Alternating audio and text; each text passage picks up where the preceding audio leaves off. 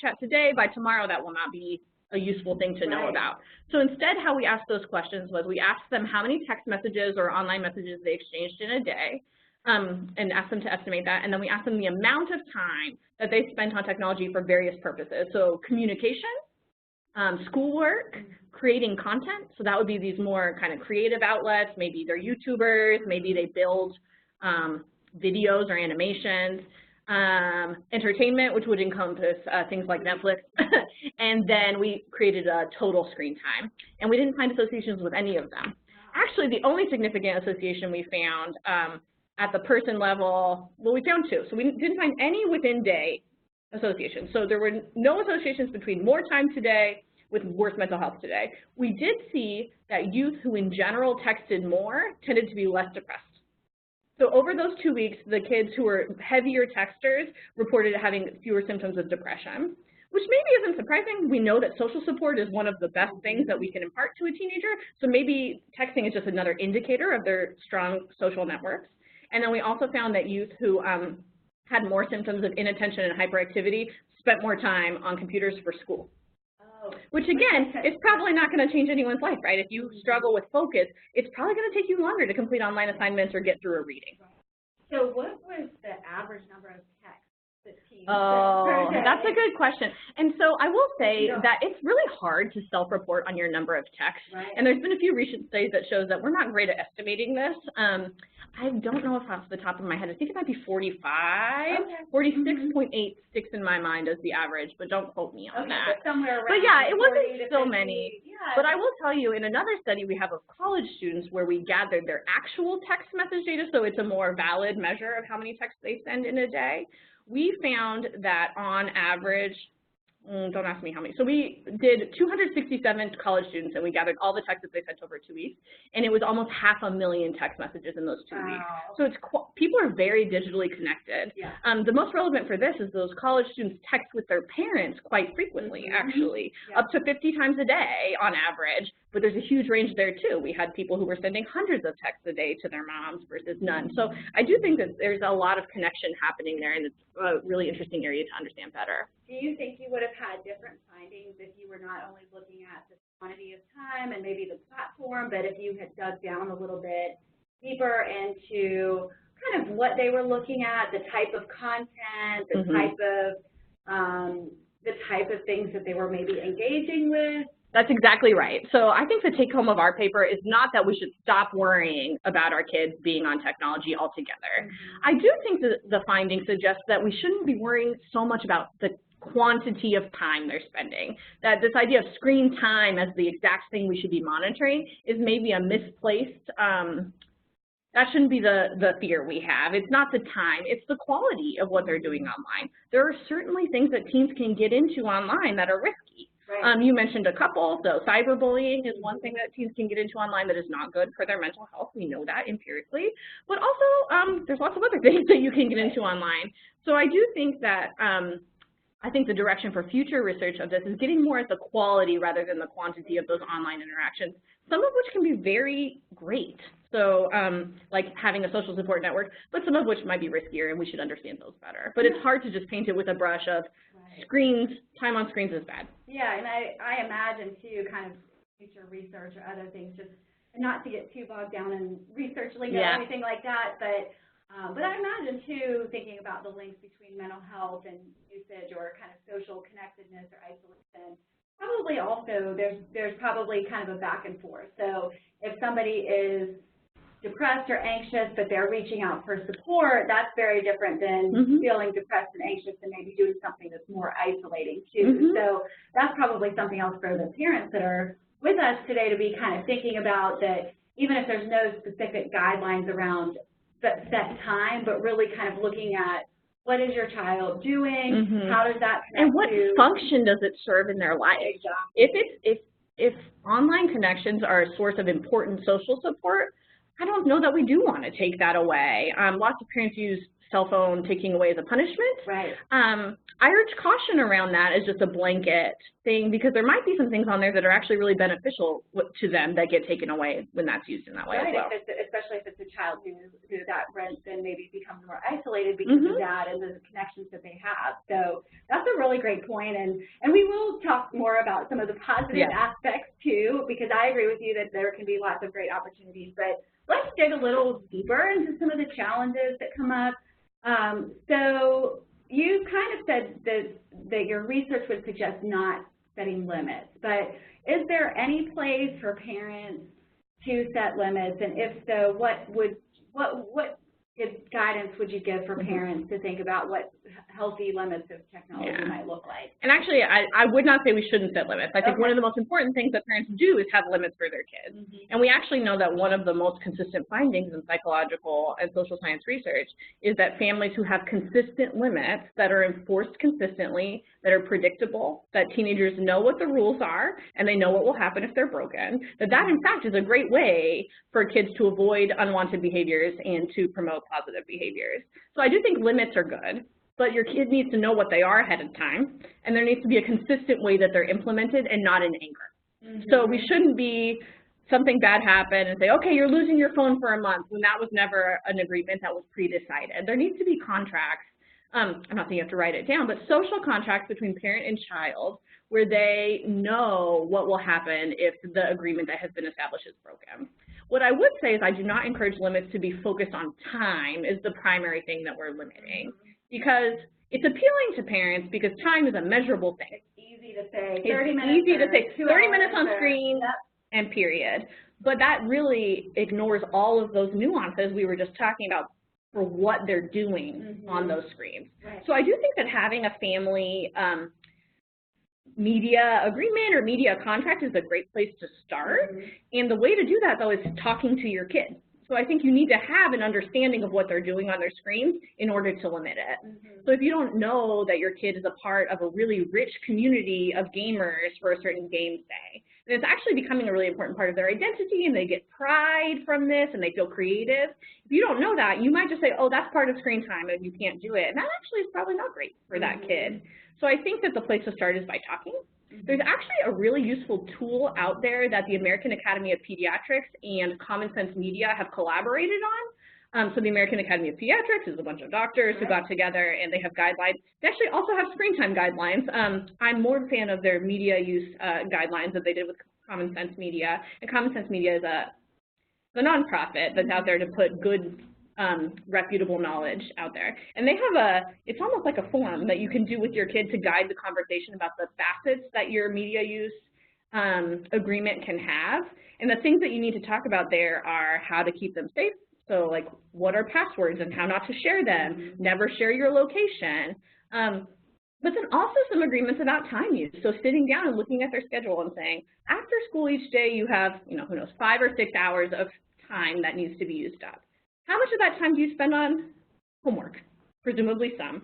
Extracurricular activities, do they have any hobbies? And really just collaborating on what would you like your ideal tech use to be each day. Do you want to be spending 5 hours on your phone instead of doing your hobbies that you find rewarding? And usually teens are on board with that. They also want to feel rewarded by the other things in their life. But teens need help managing their time. Heck, I need help managing my time. I wish someone would sit down with me and say, hey, here are the number of hours you have in the week. How do you want to spend them? So I think it's really about being collaborative rather than punitive. So talking about it before it becomes a problem and having a plan for if it becomes problematic. And I think, too, one thing that I would add to that, because I really like all those points, and I think that's great to know about that resource, too, and I would add that I think that there's a big difference between a 13-year-old or a tween and an 18-year-old, and one of the things that we try to put out there through the Healthy Relationships Initiative around parenting teens is just sort of viewing it as a real developmental process.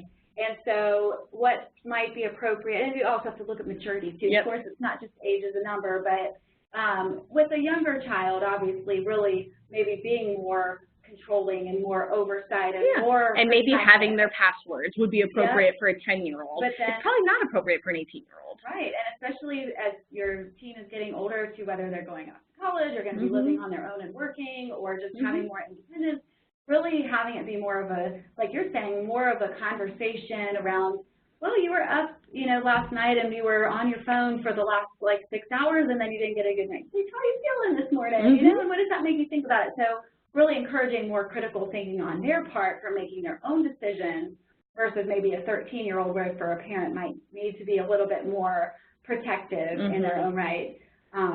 So I think that's just an important piece to kind of add to it too, that not only age but also maturity level and decision making can make a big difference in that. And I think that's frankly one of the main challenges of parenting a teenager, right? You have skills that you used in, say, elementary school that worked great. Right. You were like, I am a pro parent, and then you reach this new stage and you're like, oh, I need to shift my skills. The same toolbox is not going to work anymore, and the same applies to technology use. And actually what I most often tell parents is that you already have some of these skills.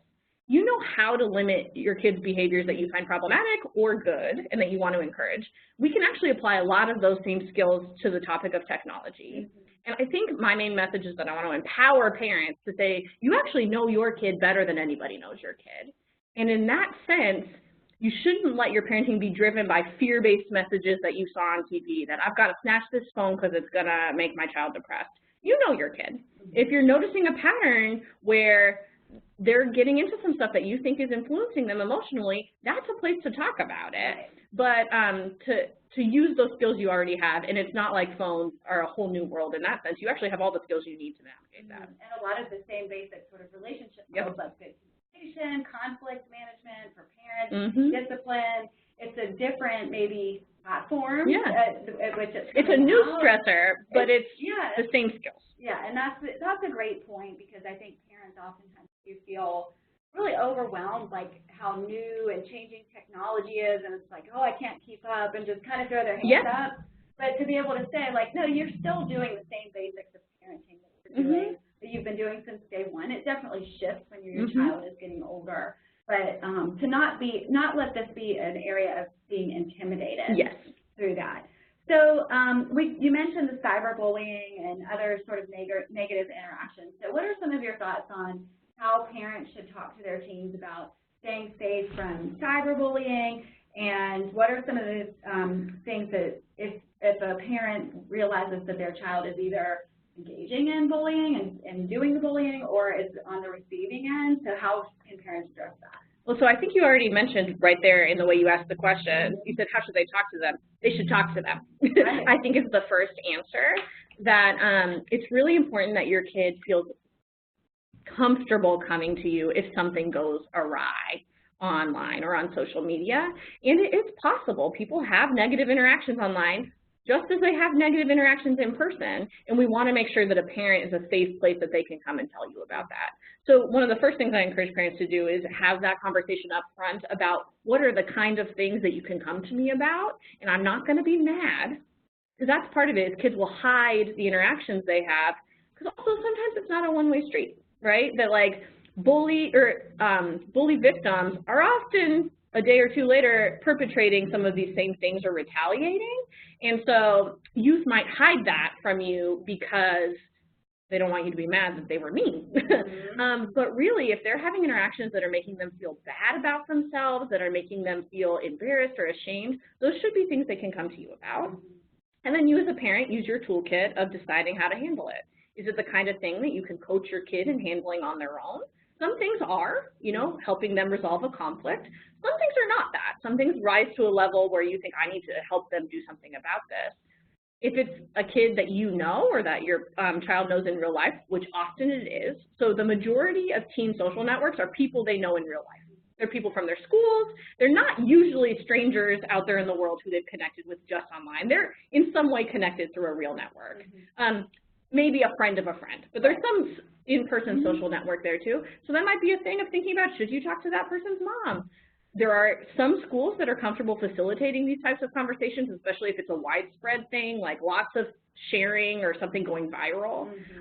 So know the resources that are available to you in that, but also being able to judge what rises to that level. Because your kid is gonna get into conflicts online, the same way they probably get into conflicts on the playground or in the cafeteria, and helping them learn how to navigate those with the lowest level of your intervention possible. Because one of the tasks of adolescence is building autonomy. and that we need to be able to help them learn when can they work it out on their own and when do we need to step in. So it sounds like just having an open, general level of communication, not being the parent who, for lack of a better word, just freaks out about anything that their child comes that might be upsetting, but to be able to stay calm if your child brings something that is distressing or that might be at risk, but letting them know that they can come and talk to you and be supportive. That. And then I like that kind of thinking it through, what's the best way we can address this, but then have it be, as the parent, the minimal intervention. That's a good real guideline, I think, for parents to think about. Your job isn't always going to be to step in and solve the problem for them or handle it. What's the least you can do as the parent to empower them and help them build their autonomy? Which actually might take a lot of work on your part. Like supporting your teen in doing that actually might take more time than just calling the principal, but helping them learn how to navigate that in the long run will probably benefit them more. Right, it's developmentally appropriate because you really want to help them develop that independence and help them to think through that. And I would think, too, not only maybe addressing the immediate situation, but then part of that conversation, maybe after if there's an immediate crisis is resolved, talking through, okay, well, what did we learn from this situation? Maybe there are certain sites or maybe there are certain people that we should be wary of connecting with, or if you put a certain type of post or type of thing out there that became something that was a target for something, like just helping them think through their decision and based on what they learned from that. Again, that's probably not in the immediate crisis.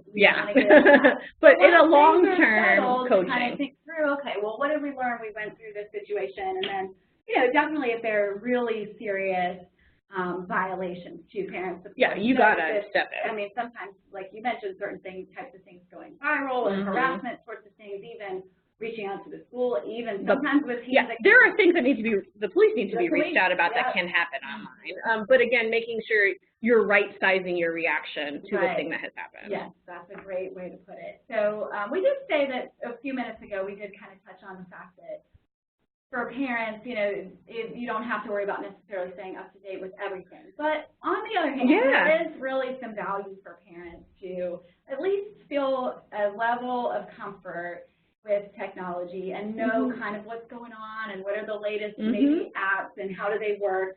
But for a lot of parents, it's hard to keep up with that. So what suggestions do you have for parents on that topic? Well, I empathize with that struggle because I have a hard time keeping up with it, and I'm supposed to be an expert on this thing. It is ever-changing. Digital platforms are shifting, and frankly, teenagers' interests shift. The thing that is cool today will be dead tomorrow. And so it can be very hard to keep up with. What I encourage parents to do is not be paralyzed by that. So don't feel like it shifts so quickly, I'll never be able to keep up, so I'm just not going to try at all. You actually have an expert living in your own home. So the best way to learn about what your kid is doing online is to ask them, and maybe even ask them to show you. So, and I think finding out about what is drawing their attention, they're probably going to be stoked to explain it to you because it's the thing they're most excited about, but also then you know what we're getting into, and if there's a new thing that maybe we should be concerned about, you'll know that. So that said, your teen is probably your best resource. There are also lots of other resources on the internet, and in this sense, technology can be our friend. So we can actually find out a lot. We first have to ask our teen what they're doing so we know what to even Google, but Google is helpful. I will say there are helpful and less helpful resources out there on the internet, some of which are evidence-based, some of which are reputable, some of which are not. And so I think you as a parent actually get to do a little bit of fact-checking in that sense. I actually always use, I don't know why I'm plugging Common Sense Media so much, they tend to be my go-to website when something new comes out. They do an excellent job of parent-facing resources to explain what is TikTok, for instance. That's a new one with videos. What are the risks? What are the benefits? What are the parental controls maybe you can put in place to make sure that your kid is doing it in a way that you can be on board with? So I do think in that way you need to take some time to educate yourself because there are things that you can do to limit, say, what they can do, whether, I don't know, TikTok is not, I actually don't know if you can limit these things, but in general on apps, thinking about privacy settings, what should you have in your mind that perhaps is not on your child's mind? And we do know children in general are very careless with their privacy. And careless maybe is a bad word, that sounds judgmental. They have a sense, research shows, of privacy that is much more fluid than adults is. We are much more careful with our data than youth are. And in some ways, they say that's the modern world, but you can help them, guide them to protecting their privacy as much as you can. Think about downstream consequences. Yeah, they just don't know enough, and that is where those conversations come in handy, because as an adult, you can probably see some of the risk factors associated with it. But then on the other hand, like some of the things we worry about, like getting embarrassed, teenagers are a little less, like they want to share a video, and if it makes them look a little silly, that's okay. And I think being willing to let them have that experience is probably not the worst thing either. So yeah, I think there's some online resources like Common Sense Media that can be really helpful. Asking other parents can be helpful, but again, just making sure you're asking someone whose opinion you trust. Yeah. Well, and it seems too, like I liked your point about asking the teen yourself, and I'm picturing a parent and a teen sit down together and walk through the different apps that are on the phone right now, and that goes back to what you said about the media use contract and kind of negotiating that up front, because if you as the parent have kind of set the tone that, you know, I've paid for your phone, I'm paying for your phone bill, and these are my rules as long as you're, you know, kind of that whole my rules, my house. My way or the highway. But you can do that in a non-punitive way. That's part of the agreement up front. Like, you know, I know when I got my son his phone, I said, here's the rules that I'm setting for this, and if you don't like it, then you don't get a phone right now. And he was willing to agree to that. And I do think that transition to getting your first phone or having a new device is a good prompt for that conversation, because it's clear that we're going to need to figure out how this is going to work. But to scaffold that in a more collaborative way, because sometimes teens have good ideas for what would be problematic versus fine use, and things we might not have thought of. So I actually think they're experts on that topic, and we can value their opinion. Right, and there are ways to set the child's phone so that any new app would need to get the parental permission, or the parent is the one that knows the password. So there's, you know, and again, it might look very different for a 13-year-old or a tween or a 14-year-old compared to an 18-year-old who should have some more independence to make those choices. And we do know that parent limit setting in general is not a bad thing, but if it's perceived as intrusive or as overly controlling, that can actually do more harm than good. So it's actually quite important that we're right-sizing what we're doing and making sure that it's developmentally appropriate. And having those conversations up front, because if you go into it the whole time with the expectation that, you know, we're going to sit down maybe once a month, we're going to look at what you have on your phone, we're going to talk about it, and, you know, that's just what we do in the family, and that's part of the understanding of having a phone. It's very different than seeing something on your kid's phone, like being anxious about it, and then coming back in, and that can feel very much more punitive. And so really setting that tone, I think, is important too. Did you have something else on that? So we have been talking mostly about kind of the stressful aspects of technology, but as you mentioned earlier, there are positive aspects of technology in ways parents in some ways could sort of leverage technology to help build their relationship with their teens. So what are some of your, just first of all, kind of your general thoughts on how parents can overcome some of their negative views about technology so that they can view it as they can have maybe more appreciation for those positive aspects? Yeah. So I think that if we were all to look inside ourselves as adults, there's probably some things we use our technology for that we enjoy. So maybe you play Candy Crush. Maybe you play Scrabble online with your friends. Like actually a lot of people in our family have a little round of Scrabble that we play. Those are probably not the same things that your teen is doing, but you can acknowledge that there are things about phones that actually can be nice. And so I think part of it is maybe being open to learning about it like we just talked about, but maybe even some co-use. So are there ways that you can join with your teen in the things they like and be a part of that experience with them? So often I get some pushback from parents on this because they're like, I don't want to play Fortnite. That's just an example. If it does not call to me, it is not a thing that is interesting to me. That's fine, but maybe you could try it once. I actually think just making the effort might show a lot to your teen that you're willing to learn about their world. It's also a great way to know if it's something you should be worried about, is engaging in it with them. So I do think co-use can be a thing that's valuable. And again, not throwing the baby out with the bathwater, having some openness to learning that. But then also just thinking about in your day-to-day interactions, what way does technology facilitate you and your teen interacting? Text message, I think, is a really obvious one. Like, most people use text messages with their teenagers for things that in the past would have been a lot bigger hassle. So just texting to say, hey, what time will you be home? we shouldn't undervalue how helpful that is. Or your teen saying, hey, I'm running 10 minutes late. In the past, that might have been a thing that, like, you're grounded, you broke your curfew, but actually we're able to stay connected in a way that in some ways smooths relationships and makes them easier to coordinate. The other thing is knowing where your kid is. We have an ability to know where teens are today that we have never had before, either through asking them, say through text message, or through things like Find My Friend or Find My iPhone or whatever, keeping track of your family. I will say, again, it's important to use those things judiciously and in an open way, so it's not being done secretively. You're not tracking your child without their consent or knowledge, but having that ability can actually take a lot of weight off of a parent's heart to not know where their kid is. You say, oh, I can see they're stuck in traffic. Right.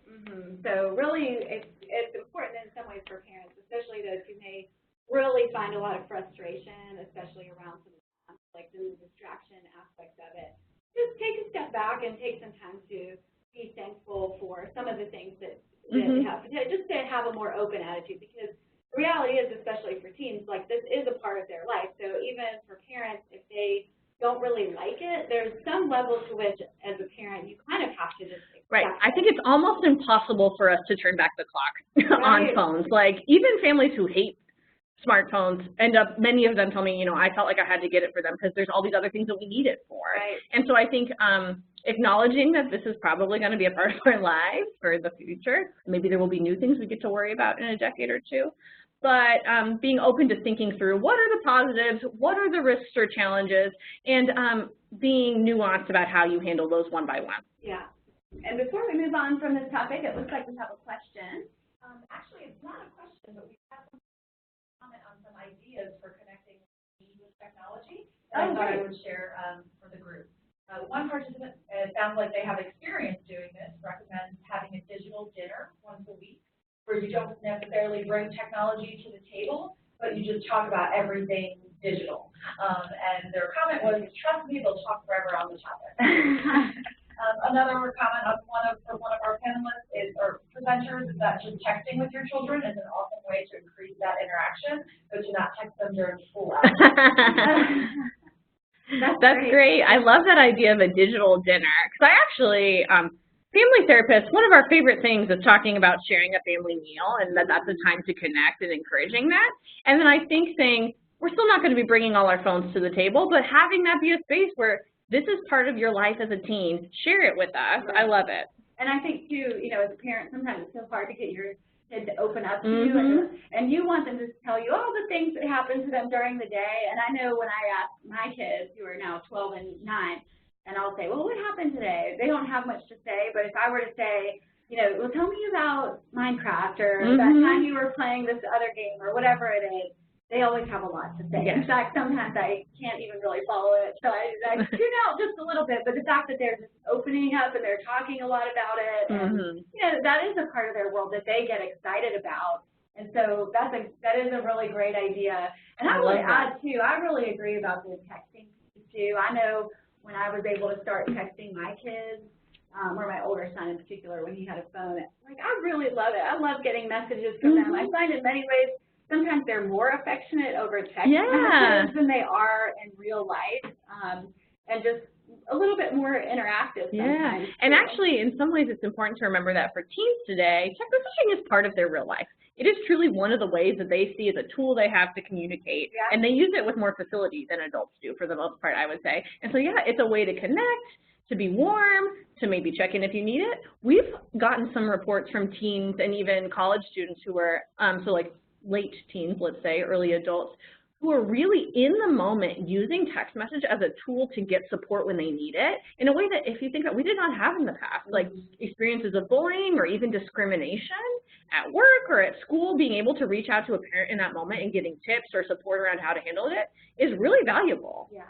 I think, too, for parents also to recognize not just the text aspect of it, of the words, but really getting more comfortable using emojis and gifs memes and gifs. There's actually, it can be a fun way to connect. It really can. And I know I do that we were, in my family, kind of making progress because my dad, so my kid's grandfather, was texting them a lot of emojis. And I thought, that's so cute how they can kind of connect through that. So sometimes as adults, you know, we fail to recognize maybe some of the more fun and playful aspects of life and how important those are. Yeah, my dad, who is in his 60s, is not digitally connected at all. He got Facebook this year, and I would say it's been transformative in our relationship. We can keep track of each other in a way that's a little more passive. We don't have to call.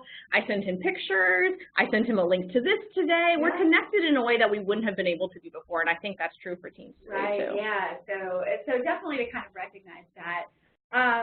So do you have any other practical suggestions for how parents of teens can really leverage technology to connect? Yeah, I guess I feel like our listeners have, or watchers have as many good ideas as we do.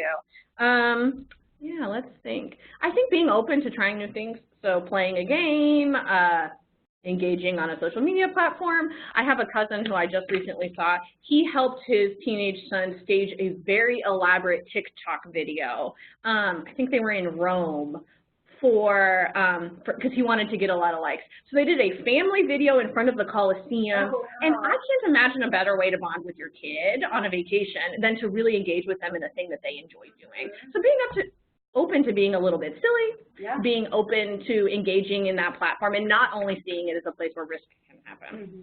Yeah, that's a great point, too. I think another kind of little tip, too, is as a parent, if you really start to get a little bit tech savvy, maybe even introducing your kids to certain things about technology, you know, letting them see like, oh, maybe my mom or my dad is like a little bit more cool to this stuff, and I thought that they would be, you know, so I know, for example, not too long ago, I took my kids to a VR arcade, and they didn't ask me about it, but I was like, oh, that sounds like something that would be fun for them, and I didn't really want to participate, but just the fact that I took them and kind of introduced them to that, I think went a long way. So for parents to even, maybe you're not always going to be ahead of them. Yeah, that seems like a challenge, but maybe you could. Or maybe you find a really neat app that's useful, or you read about something new or different, or kind of introduce them to that, or bring them into the ways that you're using it. Or asking for their help. Honestly, like a teen as your tech support agent sounds silly, but they're experts, and frankly, I've found that a lot of times they're happy to share that knowledge. Right, yeah, they love to teach you something new, and it really kind of empowers them too. So, does your research have anything to say about whether teens like connecting with their parents over technology? That's so funny. Mixed findings on that. So when I talk to college students about it in particular, they mostly look at me like I'm crazy, and they think, ooh, awkward. Like, I don't connect with my parents through technology. That's silly. Why would I do that? And that's their gut reaction. But when we probe a little deeper, so say through focus groups, what we eventually get to is like, actually, yeah, there's a lot of ways I connect with my parents on technology. I just don't think about it that way, because usually they're much less connected with their parents than they are with their whole other social networks. Because whatever connection you have with your kid, magnify that by 15 for their friend or their boyfriend or, you know, someone their age. And so, but yeah, I think that they can see it for the good that's there, but also they recognize that things about it are awkward. So most kids do not like being friended by their parent on social media.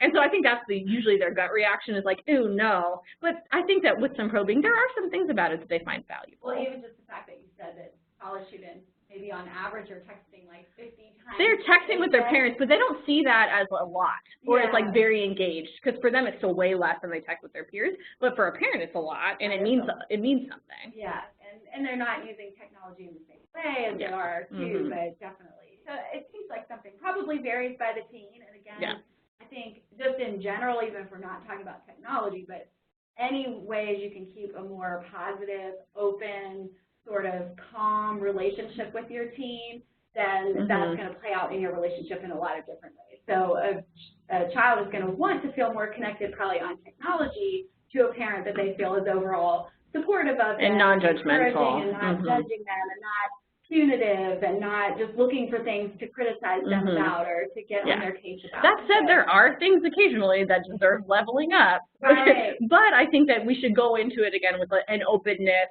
and they'll then feel more willing to tell us about when things escalate to a level that's not fun or safe anymore. Yeah, and I think, too, just always kind of the more you can infuse a lot of positivity into your relationship, then when you have to address those harder topics, it's easier because it doesn't feel like it's always been this struggle. But there's overall a great relationship, and then oh, I saw you did this thing, it's a little risky, or maybe it wasn't the best idea, so you've got that solid foundation. Yep, as family therapists, we talk about it as filling up your bank account with positive stuff so that you have the capital to spend when you need to on a hard thing. That's right. And so we really need those positive daily interactions, which today are going to have to include technology to some extent. We need to be building up that positive, warm, supportive relationship so that when something doesn't go great, we can limit it, we can have that conversation that's maybe harder, but we have the capital to spend. Right, yeah, that's a great way to put it.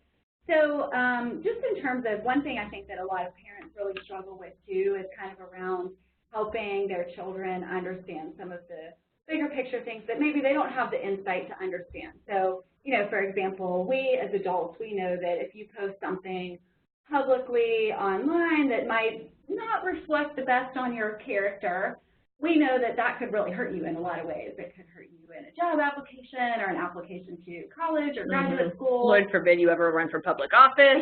You know, those are, they have consequences. But again, kind of when we go back to thinking about kind of the developmental ways of thinking for a teenager, that they're not thinking, oh, what impact is this going to have on me 10, 20, 30 years from now?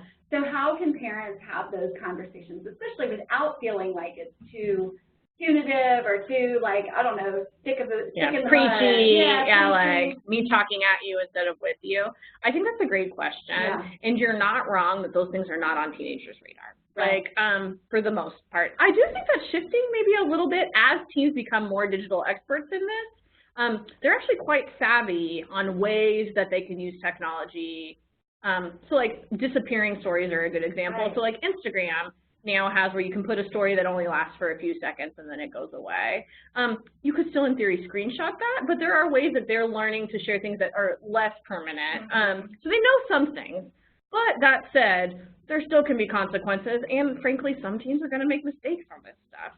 So I think A, being willing to talk to them about how to manage it when those mistakes happen, but then also having had that conversation up front, maybe as part of your family media plan, saying, what are the things that you need to know to keep yourself safe, and even beyond safety, like avoid negative long-term image-damaging consequences. Because teens do silly stuff sometimes, things that we as adults think, oh my God, why would you ever have done that?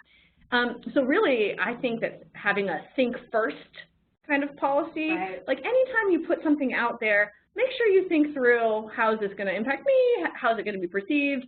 Who's going to have access to it? And that's not at all platform specific. That can play out in a lot of different ways. I think too, parents can sit down and maybe even Google their own name with their child and say, like, look at the things that come up here, and look at the way this, this picture is from 10 years ago, but it's still on here, and this came from these different places, and really, or talk about if they've had experiences, maybe not personally themselves, but let's say they're in a work environment and they know that their workplace looks on Facebook and sees what's publicly available, or on Instagram, or searches social media. And so just giving those kind of real world examples to say, I'm not making this up, this is actually true, and even to kind of sit down and take that time to walk through I think that most teens are practical, and they would say, you're right, I don't want that picture to be around forever.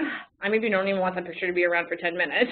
And so then thinking through, is it something you want to post? But that's a tricky one, right? Because teens are not known for always thinking things through before acting. So maybe doing some coaching ahead of time, and then just being ready to help them navigate it if it gets problematic. And then we're coming to the last, actually, few minutes of the program. Did we have any other questions to come in that we should talk about before we wrap up? At this point, we do not have any questions. We do have a very lively chat room there.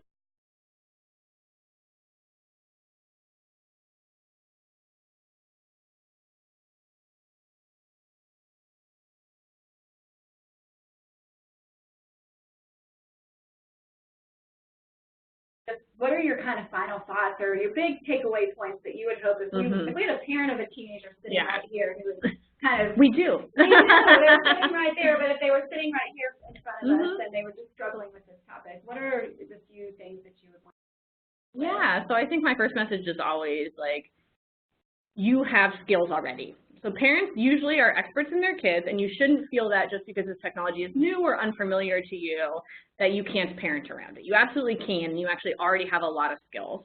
And in some ways, I want to demystify smartphones, let's say. They're accessible. You can parent around them just as effectively as you parent around other things. They're not magic. it sometimes feels that way. They're painted as being this thing that has infiltrated our homes and they're going to come get our kids. You have skills, and it's up to you to know your teen and how to implement limits or not, or it's your kid. So yeah, don't be driven by fear, and be empowered that you have skills. Feel free to seek more information if you need it. So the internet in some ways is our friend, and that you can actually find everything you need to know out there. Anytime a new platform comes out, someone immediately writes a blog or something about it where you would find the information you need to know and have trusted sources that you go to get that information.